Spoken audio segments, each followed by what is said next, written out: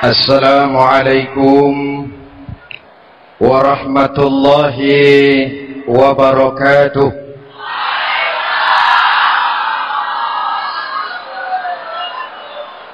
Alhamdulillahi rabbil alamin, wassalatu wassalamu ala asyrafil mursalin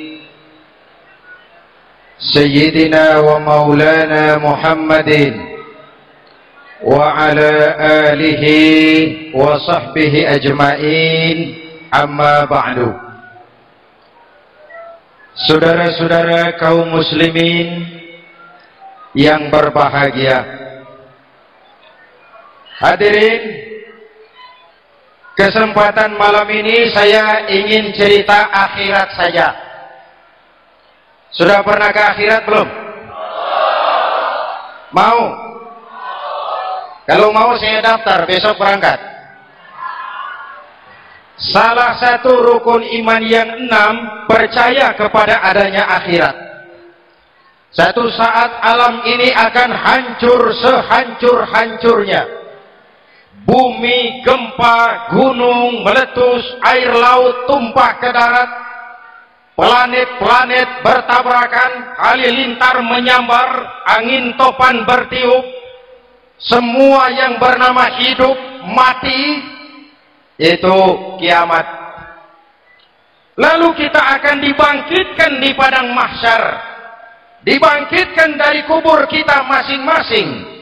Dan subhanallah, pada saat bangkit dari kubur itu, keadaan muka kita ini menurut satu riwayat berubah menurut amalan kita masing-masing. Jangan heran nanti ada yang dibangkitkan dari kuburnya itu mukanya berubah jadi muka tikus. Hebat sekali, badannya badan manusia, tangannya tangan manusia, mukanya muka tikus. Sebab apa? Sebab waktu di dunia amalannya amalan tikus. Apa amalan tikus itu? Suka menggeragoti barang yang disimpan rapi-rapi.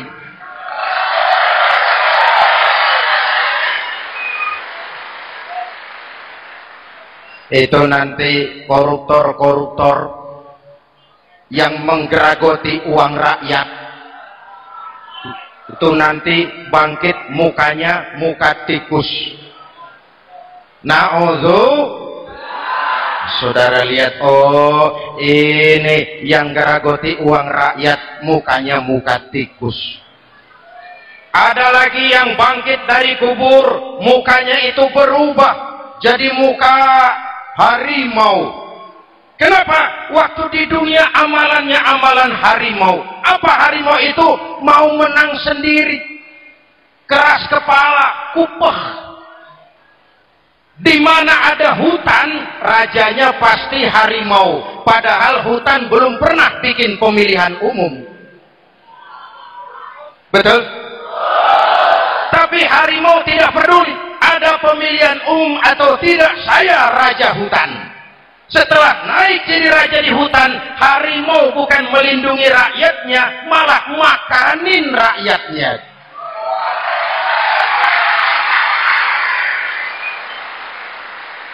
Orang-orang yang mau benar sendiri.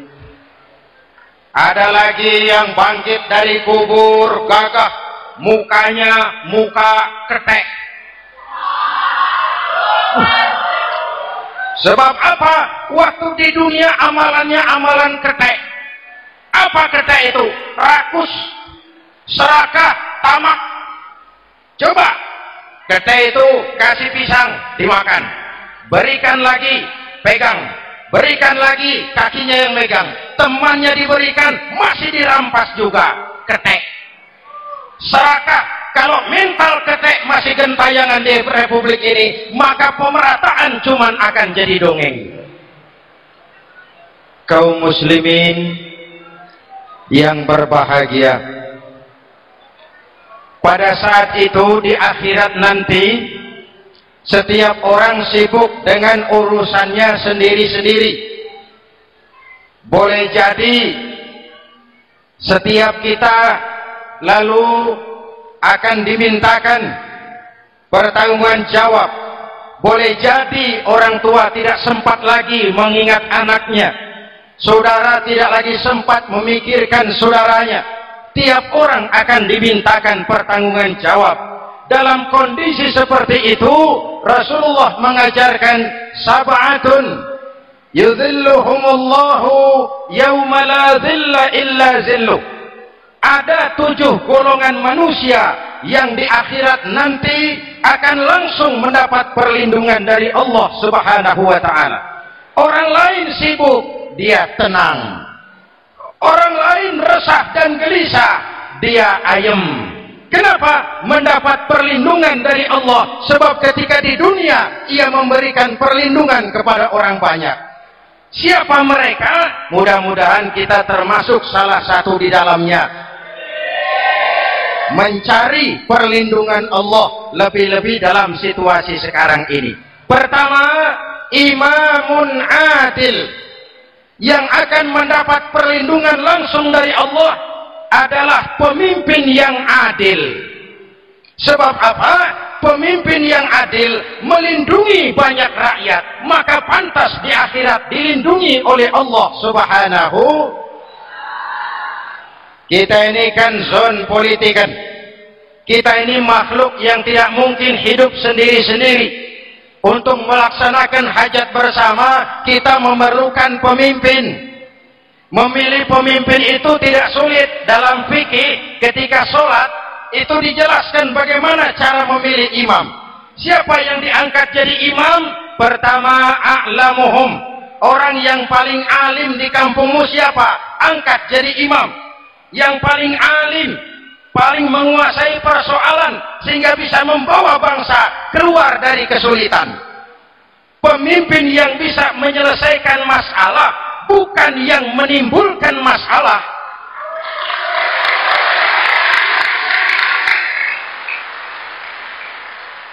Apalagi kalau pemimpinnya jadi masalah, bagian dari masalah. Ini namanya pengurus jadi urusan. A'lamuhum. Pak, di kampung saya ada 2 orang, alimnya sama. Yang mana yang jadi imam? Afsahuhum, yang lebih fasih lidahnya, yang paling pandai menyuarakan aspirasi rakyatnya, punya sense of crisis. Yang satu alim tapi pelo. Yang satu alim tidak pelo, yang tidak pelo jadi imam. Kenapa? Tidak sah orang fasih bermakmum kepada imam pelo. Pak, ini imam pelo, makmum pelo semua, salah. Namanya kampung pelo. Aduh Pak, ini 2 orang alimnya sama, fasihnya sama, yang mana yang jadi imam? Aktsaruhum sinnan, yang lebih tua umurnya, senioritas baru dihitung. Lahirnya bareng Pak. Yang mana yang jadi imam? Awaluhum hijratan, yang lebih dulu tinggal di situ, yang punya semangat nasionalisme yang tinggi, yang cinta kepada bangsa dan rakyatnya. Sudah ada imam? Sudah. Ayo azan. Apa azan itu? Proklamasi. Sholat mau dimulai. Sudah azan? Sudah. Qobliyah 2 rakaat. Qobliyah. Apa qobliyah itu? Dulu ada namanya Panitia Persiapan Kemerdekaan Indonesia. Qobliyah. Sudah qobliyah? Sudah. Luruskan shaf. Atur barisan yang lurus. Rapatkan barisan. Apa ini? Bentuk pemerintahan yang kompak, bersih, berwibawa. Jangan sesama elit saling tawuran.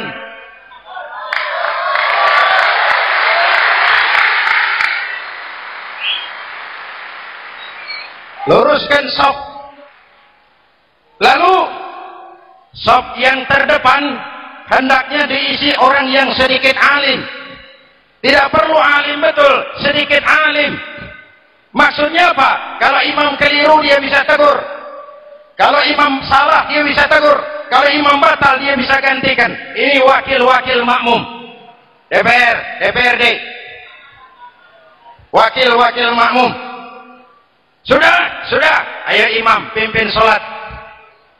Sepakati dulu kita mau sholat apa, rakaatnya berapa, surah yang mau dibaca apa, pakai sujud tilawah apa tidak, supaya makmum tidak kaget-kagetan.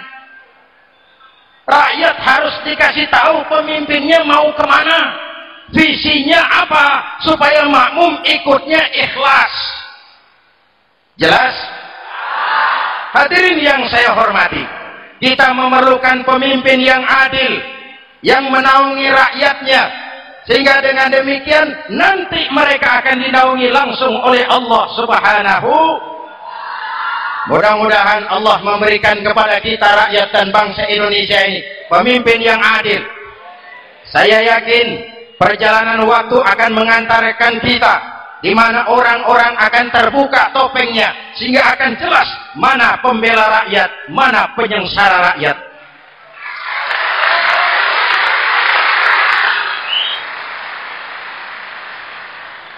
Lalu sebenarnya tiap kita ini kan pemimpin. Pak Lurah pemimpin di kelurahannya, Pak Camat pemimpin di kecamatannya, kepala suami pemimpin di rumah tangganya, anak muda pemimpin bagi dirinya, dan setiap kita akan dimintakan pertanggungan jawab tentang apa yang kita pimpin. Marilah setiap kita berusaha menjadi pemimpin yang adil. Satu. Yang kedua, syab nasya'a fi ibadatillah, anak muda yang tekun beribadah kepada Allah. Amin. Remaja adalah masa depan kita semua. Akan bagaimana Republik Indonesia, bahkan akan bagaimana Islam di Republik Indonesia 20, 30, 40 tahun yang akan datang, anak-anak kita jawabannya. Jelas? Maka menghancurkan Islam tidak usah menyegel masjid, tidak usah menutup pesantren, tidak perlu melarang pengajian, cukup dengan meracuni remaja dan pemuda Islam, menjauhkan mereka dari agama dan ulama. Kalau mereka sudah jauh dari agama dan ulama, tinggal menunggu pergantian generasi.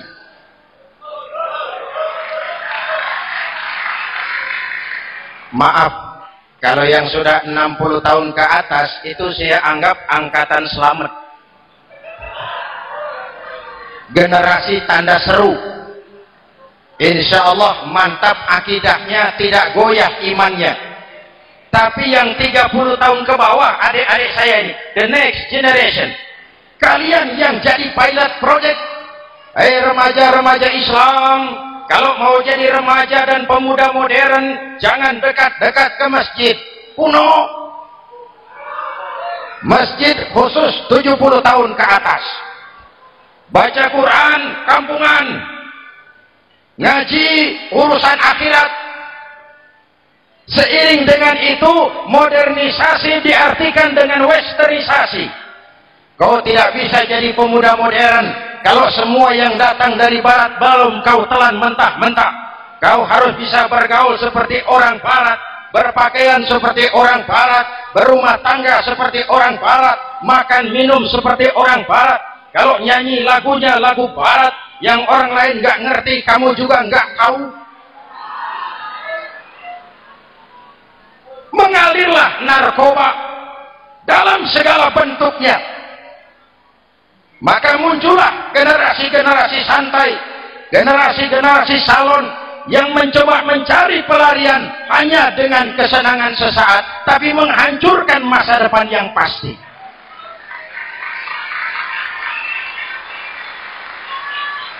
Maka mengalirlah free love, free sex, Zusammenleben, hidup bersama di luar nikah alias kumpul. Ya sama saja, kumpul kebo, kumpul embe itu sama. Hadirin yang saya hormati, kalau sudah hancur tinggal menunggu pergantian generasi. Oleh karena itu, adik-adik saya, para remaja, para pemuda, kalian harapan kami semua. Di pundak kalian Kami pertaruhkan hari depan bangsa dan negara ini. Hidup cuma putaran menunggu giliran. Ada saat datang, ada waktu pergi, ada hari lahir, ada saat kembali, ada hari dilantik, ada saat untuk menyerahkan jabatan. Hidup cuma sekadar menunggu giliran. Karena itu kepada kalian saya ingatkan satu ucapan orang bijak. Hai anak muda, berpikirlah kau di waktu pagi, bekerjalah di waktu siang, makanlah di waktu sore, dan tidurlah di waktu malam. Berpikir di waktu pagi, belajar mumpung masih muda. Bekerjalah di waktu siang, amalkan ilmu itu setelah dewasa. Makanlah di waktu sore, hari tua tinggal menikmati hasilnya. Tidurlah di waktu malam, matilah dengan tenang. Kalau pagi kau tidak berpikir, nanti siang kau tidak akan bisa bekerja. Kalau siang tidak kerja, nanti sore mau makan apa? Kalau sore tidak makan, alamat malam nggak bisa tidur.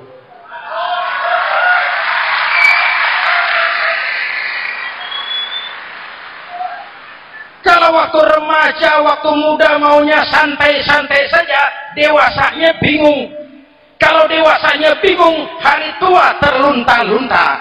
Kalau hari tua terlunta-lunta, matinya menteleng. Maka lebih baik makan singkong betulan daripada makan roti mimpi. Ayo, makan singkong betulan, makan roti mimpi, lebih bagus mana? Lebih bagus makan roti betulan.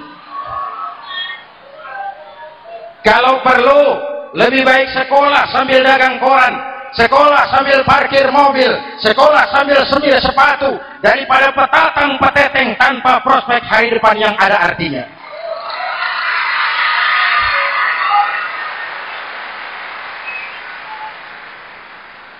Inilah golongan kedua yang nanti akan langsung mendapat perlindungan dari Allah. Anak muda yang tekun ibadah. Kalau orang tua tekun ibadah, pantas. Orang tua rajin ibadah, tidak istimewa. Masya Allah Pak, itu orang tahajudnya hebat, wirid yasinnya mantap, puasanya luar biasa, zikirnya mantap. Umurnya berapa? 70. Wajar. Lalarwi sanjo. Sudah larut senja. Kalau 70 masih jadi preman, kapan tobatnya? Tapi kalau ada anak muda, darahnya masih mengalir dengan panas, keinginannya masih sejuta khayal, dia bisa salurkan di jalan Allah, itu amat disukai Allah, dan itu akan mendapat perlindungan langsung dari Allah Subhanahu. Hadirin kaum muslimin di seluruh tanah air yang saya cintai, sekarang kita sampai kepada golongan ketiga yang nanti dinaungi Allah. Itu siapa? Rajulun qalbuhu mu'allakun bil masajid.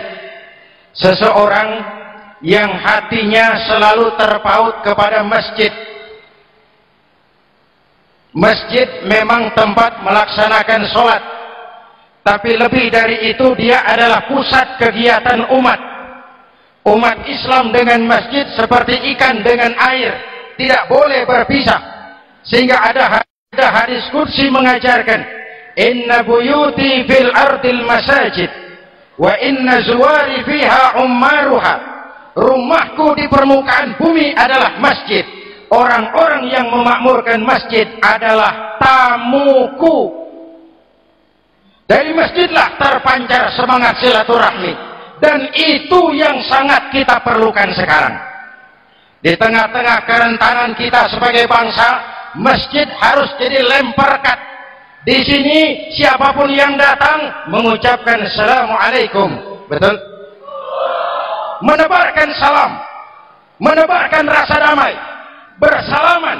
Kata Nabi, ma min muslimaini yaltaqiyani fayatasafahani illa ghafarallahu dzunubahuma.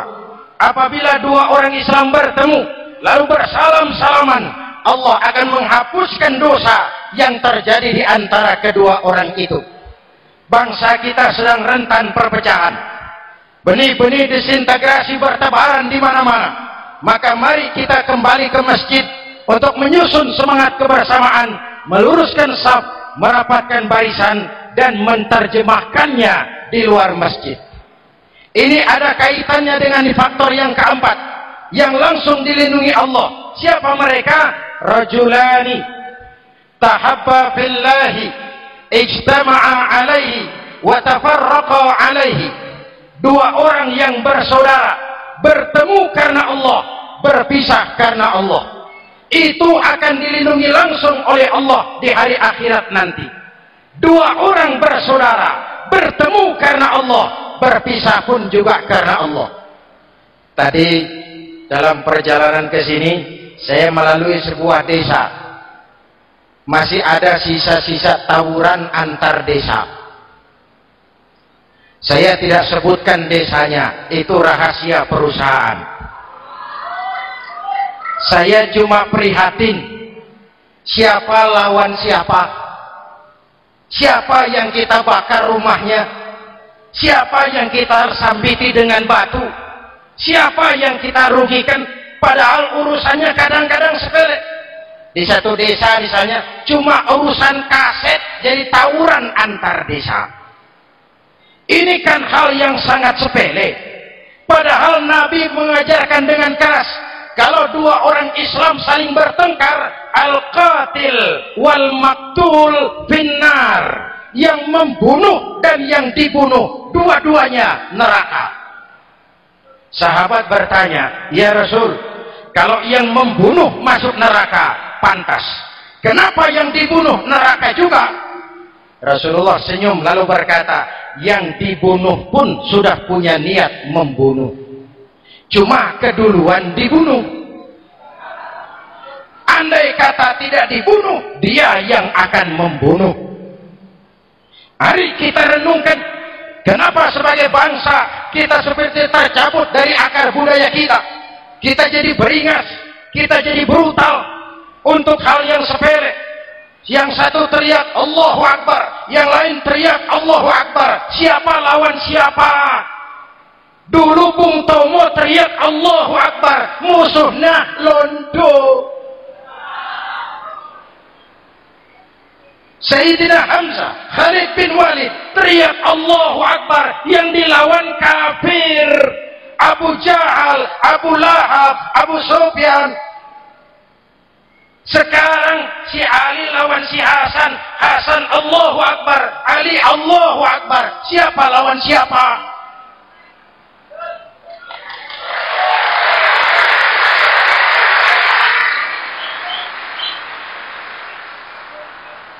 Kenapa kita jadi begitu mudah menggunakan nama Tuhan untuk melampiaskan ambisi pribadi? Kenapa Allahu Akbar yang begitu sakral kita lepas cuma untuk pelampiasan sebuah dendam? Dua orang yang bersaudara, bertemu karena Allah, berpisah karena Allah. Itu ukurannya. Kau di jalan Allah, kau saudaraku. Keluar dari jalan Allah, selesai persaudaraan sampai di sini.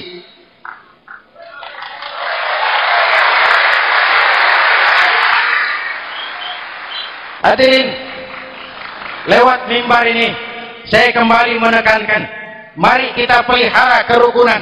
Pertama, rukun antar umat seagama, sesama muslim harus bersatu. Yuk, kita rukun yuk. Kita kompak yuk. Kita bersatu yuk. Sesama muslim, kaos boleh berbeda, boleh. Jaket boleh tidak sama, silakan. Paham politik boleh berbeda, boleh. Kau lewat sana, saya lewat sini, nanti kita ketemu di sana. Betul? Mari lapang dada menerima perbedaan, tetapi mengarah kepada satu tujuan yang sama. Walaupun bineka, kita ini tunggal. Seperti dilatih di masjid ini. Dua orang yang bersaudara, bertemu karena Allah, berpisah karena Allah. Hati-hati, di masyarakat sekarang ini kan lebih banyak tukang kompor daripada tukang lem. Tahu tukang kompor? hangati sana, panasi sini, bakar sana, sulut sini, terbakar kita, dia lari tepuk tangan. Udah capek kita rakyat diobok-obok, udah capek kita rakyat dialamatkan, dijadikan address. Semua kalau pidato demi rakyat, untuk rakyat, buat rakyat, padahal nggak pernah kenal sama rakyat. Kita cuma jadi alamat. Mari kita kokohkan akar kebersamaan. Kita sama-sama anak Ibu Pertiwi. Di negeri ini kita dilahirkan. Air negeri ini yang kita minum. Udara negeri ini yang kita hirup. Kalian remaja, kalian pemuda, lebih bertanggung jawab karena kalian anak Ibu Pertiwi. Hadirin yang saya hormati, maka tetaplah jaga semangat kebersamaan. Ini yang keempat. Yang kelima, rajulun zakarallaha khalian fafadat ainahu. Seseorang yang mengingat Allah dalam kesunyian lalu berlinang air matanya. Tengah malam, dikala orang sedang tidur, dia bangun munajat, gemersik tikar tersentuh tangan, laksana lambaian tangan malaikat maut datang hendak merenggut nyawa. Terbayang dosa yang pernah dia kerjakan, air mata berurai membasahi pipi tanpa terasa.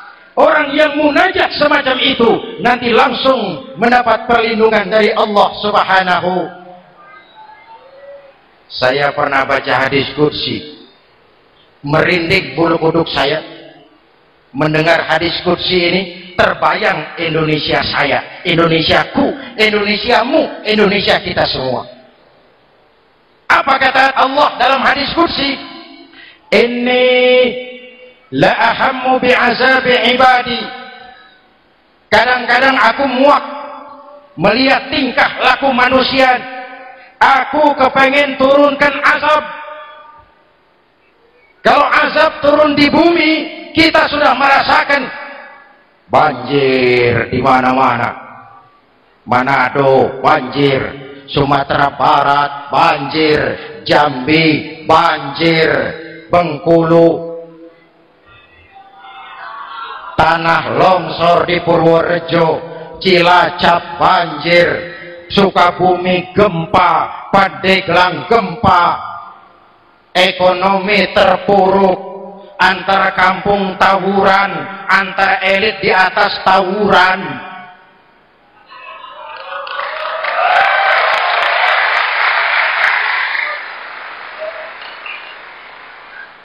Hutang numpuk.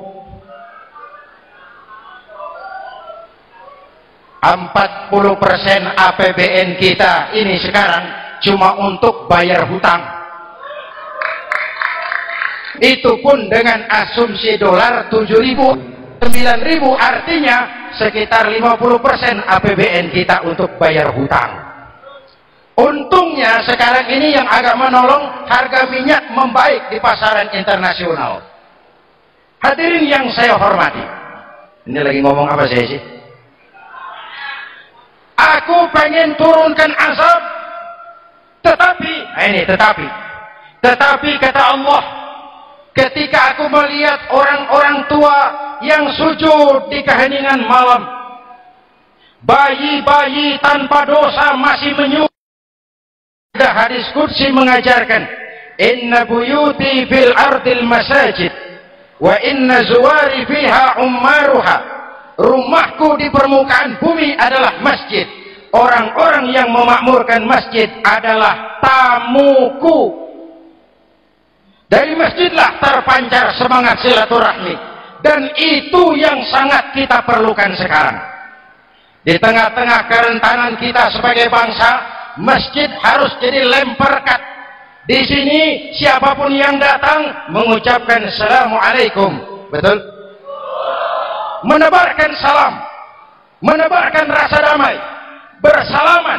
Kata Nabi, ma min muslimaini yaltaqiyani fayatasafahani illa ghafarallahu dzunubahuma. Apabila dua orang Islam bertemu lalu bersalam-salaman, Allah akan menghapuskan dosa yang terjadi di antara kedua orang itu. Bangsa kita sedang rentan perpecahan. Benih-benih disintegrasi bertebaran di mana-mana. Maka mari kita kembali ke masjid untuk menyusun semangat kebersamaan, meluruskan shaf, merapatkan barisan, dan menterjemahkannya di luar masjid. Ini ada kaitannya dengan faktor yang keempat yang langsung dilindungi Allah. Siapa mereka? Rajulani tahabba fillahi ijtama'a alaihi wa tafarraqa alaihi. Dua orang yang bersaudara, bertemu karena Allah, berpisah karena Allah. Itu akan dilindungi langsung oleh Allah di hari akhirat nanti. Dua orang bersaudara, bertemu karena Allah, berpisah pun juga karena Allah. Tadi dalam perjalanan ke sini saya melalui sebuah desa. Masih ada sisa-sisa tawuran antar desa. Saya tidak sebutkan desanya, itu rahasia perusahaan. Saya cuma prihatin siapa lawan siapa. Siapa yang kita bakar rumahnya, siapa yang kita sambiti dengan batu, siapa yang kita rugikan, padahal urusannya kadang-kadang sepele. Di satu desa misalnya cuma urusan kaset jadi tawuran antar desa. Ini kan hal yang sangat sepele, padahal Nabi mengajarkan dengan keras, kalau dua orang Islam saling bertengkar, al-qatil wal maktul finnar, yang membunuh dan yang dibunuh dua-duanya neraka. Sahabat bertanya, ya Rasul, kalau yang membunuh masuk neraka pantas, kenapa yang dibunuh neraka juga? Rasulullah senyum lalu berkata, yang dibunuh pun sudah punya niat membunuh, cuma keduluan dibunuh. Andai kata tidak dibunuh, dia yang akan membunuh. Mari kita renungkan, kenapa sebagai bangsa kita seperti tercabut dari akar budaya kita. Kita jadi beringas, kita jadi brutal untuk hal yang sepele.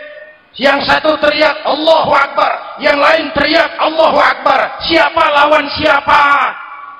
Dulu Bung Tomo teriak Allahu Akbar, musuhnya londo. Sayyidina Hamzah, Khalid bin Walid teriak Allahu Akbar, yang dilawan kafir, Abu Jahal, Abu Lahab, Abu Sufyan.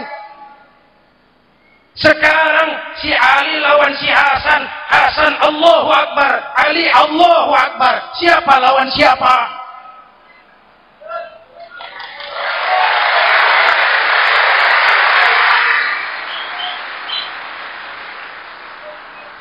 Kenapa kita jadi begitu mudah menggunakan nama Tuhan untuk melampiaskan ambisi pribadi? Kenapa Allahu Akbar yang begitu sakral kita lepas cuma untuk pelampiasan sebuah dendam? Dua orang yang bersaudara, bertemu karena Allah, berpisah karena Allah. Itu ukurannya. Kau di jalan Allah, kau saudaraku. Keluar dari jalan Allah, selesai persaudaraan sampai di sini.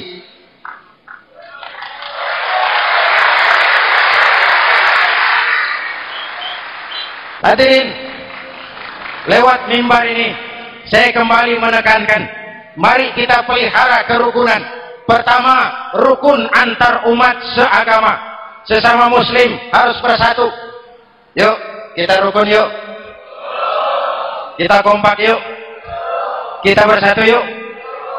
Sesama muslim, kaos boleh berbeda, boleh.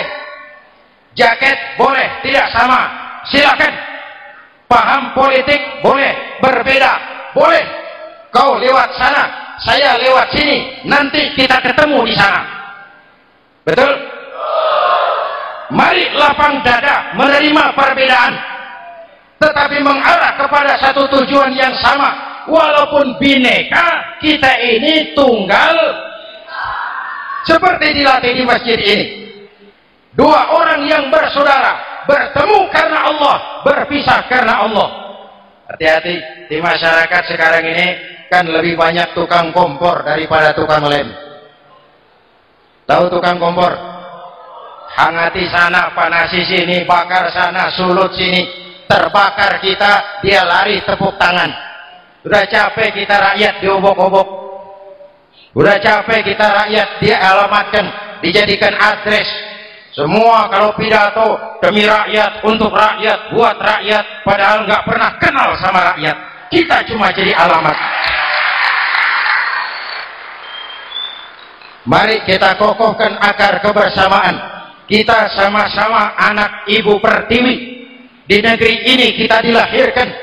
Air negeri ini yang kita minum, udara negeri ini yang kita hirup. Kalian remaja, kalian pemuda lebih bertanggung jawab karena kalian anak Ibu Pertiwi. Hadirin yang saya hormati, maka tetaplah jaga semangat kebersamaan. Ini yang keempat. Yang kelima, rajulun dzakarallaha khalian fafadat ainahu. Seseorang yang mengingat Allah dalam kesunyian lalu berlinang air matanya. Tengah malam, dikala orang sedang tidur, dia bangun munajat, gemersik tikar tersentuh tangan, laksana lambaian tangan malaikat maut datang hendak merenggut nyawa.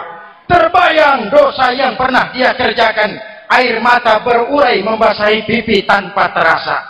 Orang yang munajat semacam itu nanti langsung mendapat perlindungan dari Allah Subhanahu.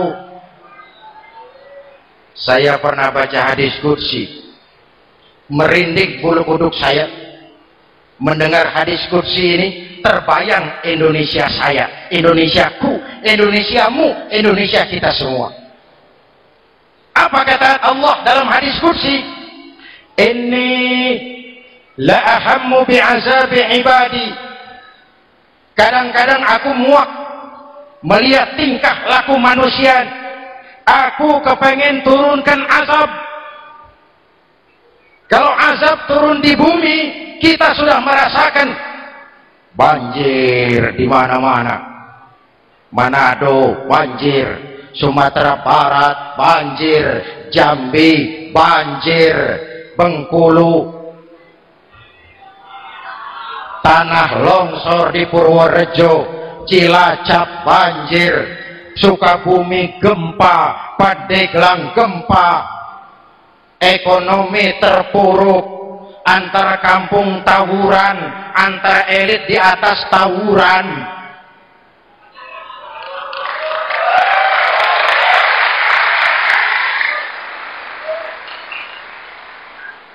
Hutang numpuk. 40% APBN kita ini sekarang cuma untuk bayar hutang. Itu pun dengan asumsi dolar 7.000, 9.000, artinya sekitar 50% APBN kita untuk bayar hutang. Untungnya sekarang ini yang agak menolong, harga minyak membaik di pasaran internasional.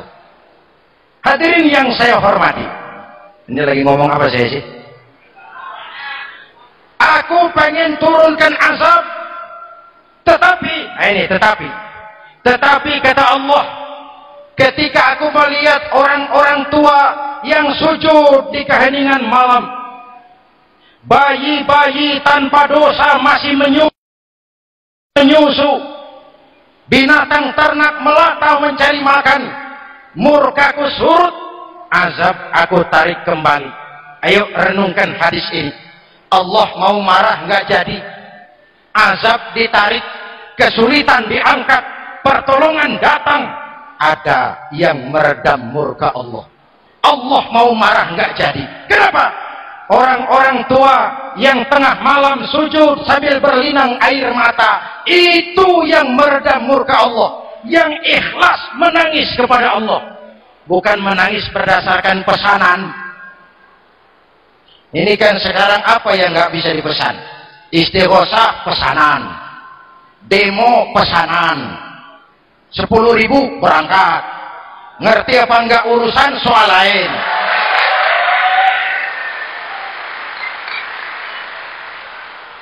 Jadi bukan demonstran, pekerja demo.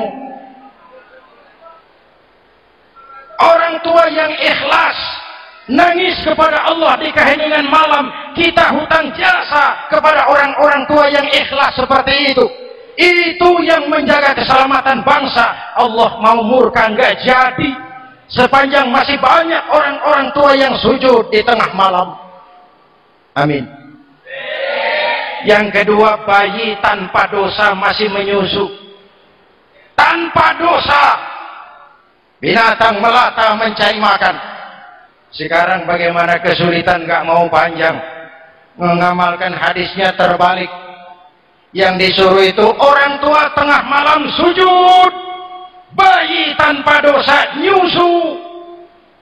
Sekarang ini orang tua tengah malam nyusu. Bayi tanpa dosa dibuang ke tempat sampah. Akibat pergaulan bebas, bayi tanpa dosa dibuang ke tempat sampah. Orang tua tengah malam.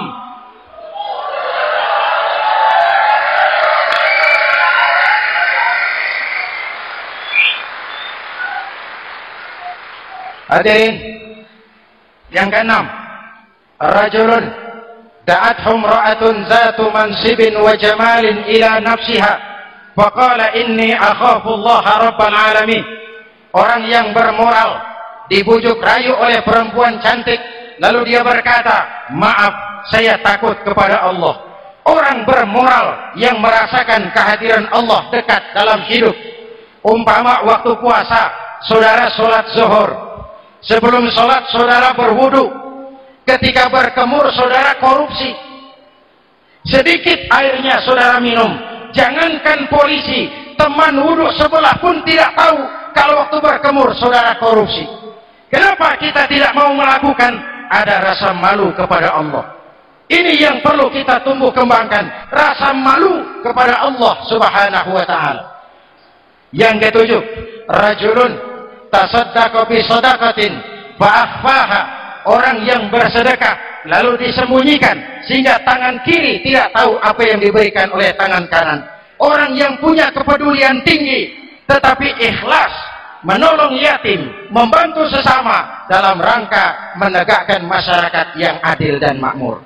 Mari kita mohon kepada Allah, semoga kita semua senantiasa dalam perlindungannya di dunia ini dan lebih-lebih di akhirat nanti. Al-Fatihah. A'udzubillahi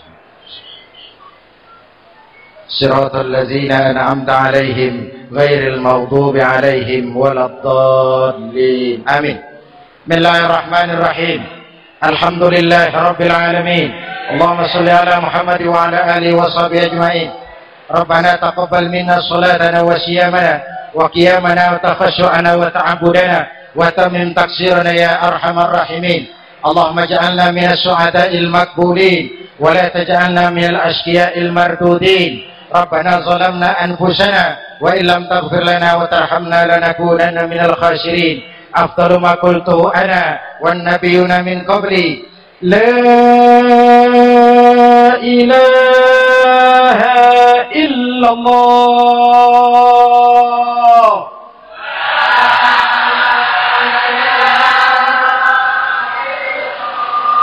La ilaha illallah.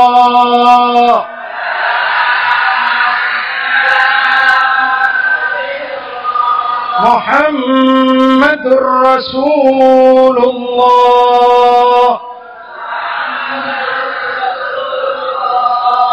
Kalimatu haqqin 'alaiha nahya wa 'alaiha namut wa 'alaiha numashu insyaallah minal aminin. Wa akhiru da'wana alhamdulillahi rabbil alamin. Assalamualaikum warahmatullahi wabarakatuh.